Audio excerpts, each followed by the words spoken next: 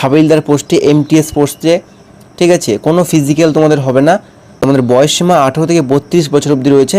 আর দেখো তোমাদের কিন্তু কোনো ফিজিক্যাল করতে হবে না, তোমাদের কিন্তু জাস্ট 1600 মিটার তোমাদের 15 মিনিটে হাঁটতে হবে। এটা কিন্তু যে কেউ পারবে।